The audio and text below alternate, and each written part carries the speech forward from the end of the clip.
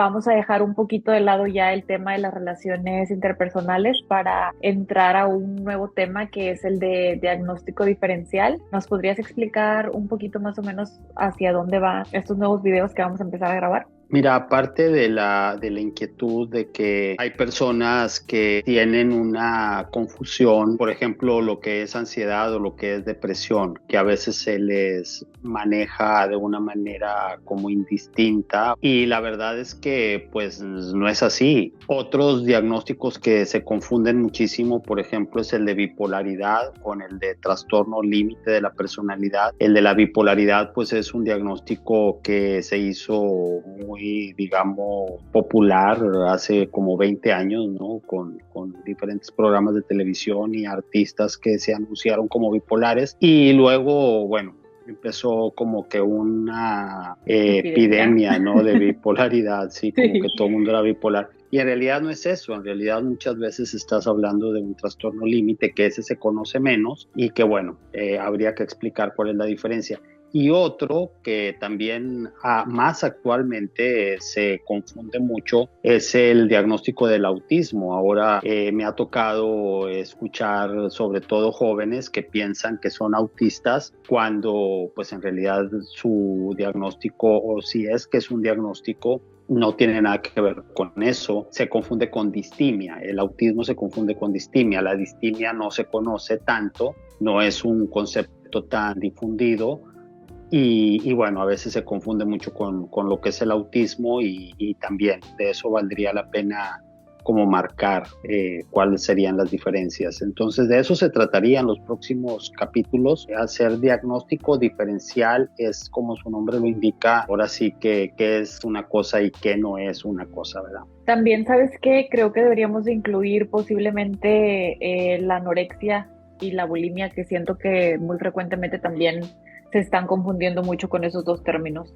Definitivamente, sí, sí, sí, totalmente de acuerdo. Entre los trastornos alimenticios, que los más frecuentes son la anorexia y la bulimia, y bueno, también la obesidad, que se le llama obesidad mórbida, y que está considerado también como un trastorno alimenticio. Pero estos primeros dos, el de la anorexia y la bulimia, sí se suelen confundir muchísimo, y también, claro, podría ser un buen tema el hacer esa diferenciación. De hecho, simplemente darle la importancia a lo que es el diagnóstico por sí mismo es todo un tema. Una persona, para tener un buen tratamiento, definitivamente primero necesita tener un buen diagnóstico, y cuando hay confusión en eso, pues entonces puede haber mucha pérdida de tiempo y mucha pérdida de dinero, ¿no? Como te podrás imaginar.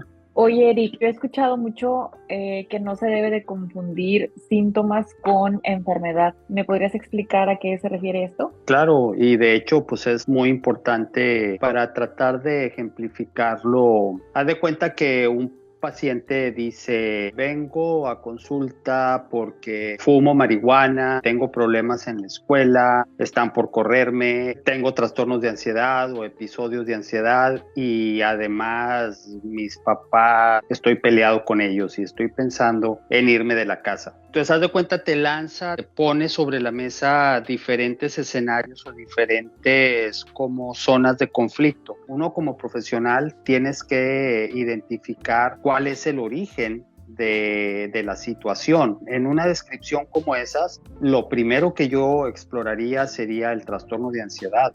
¿Cuándo empezó el trastorno de ansiedad? ¿Cómo se ha presentado el trastorno de ansiedad? Porque muy probablemente el trastorno de ansiedad es lo que lo está llevando a consumir marihuana. El consumir Ah, ok. marihuana lo puede estar llevando a tener problemas en la escuela, y tener problemas en la escuela lo está llevando a tener dificultades con sus papás. Si uno no identifica cuál es el núcleo de la situación, que en este caso le podríamos llamar la enfermedad, te confundes con la sintomatología. Para ponerlo en términos médicos, por ejemplo, un paciente te dice, bueno, a un doctor, ¿verdad? Le dice: tengo tos, tengo fiebre y tengo escurrimiento nasal, o sea, catarro. ¿Qué es lo que piensa el médico? Bueno, pues eso es un cuadro gripal, ¿verdad? Digo, Tiene por decir gripa, sí. por decirlo más común, pueden ser otras cosas. Entonces, pues atacas la gripa, ¿verdad? Y le das algunos paliativos para la sintomatología, pero tú sabes que el cuadro es gripal. La diferencia entre la medicina y la psicología es que en la medicina, por ejemplo, la tos no te puede producir gripa o el dolor de cabeza no te puede producir gripa. La gripa es la que produce todo y en ese sentido el camino está más claro. En el caso de la psicoterapia, de la psicología, trastorno de ansiedad te puede producir que tengas una adicción a la marihuana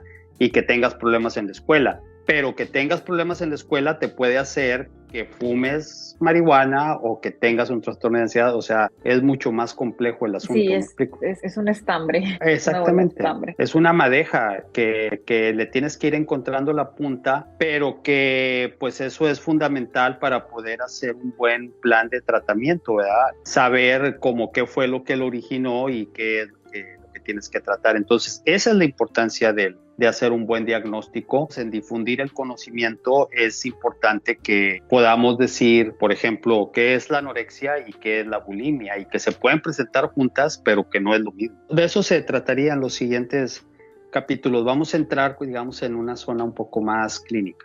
Sí, pues va a estar muy interesante todo lo que vamos a estar hablando en los siguientes videos. Espero que a la gente, ¿verdad?, le interese y esperemos que alguien se anime a participar con nosotros en el podcast, ya sea con preguntas o ya sea con alguna información que ellos tengan, con lo que a la gente le parezca. Sí, definitivamente bienvenido. Va a ser muy estimulante el que alguien quisiera participar y yo creo que también pues puede causar esa inquietud en otras personas y bueno, pues continuar con este, vamos a llamarle como mini foro de difusión, ¿no? Bueno, Eric, pues muchas gracias.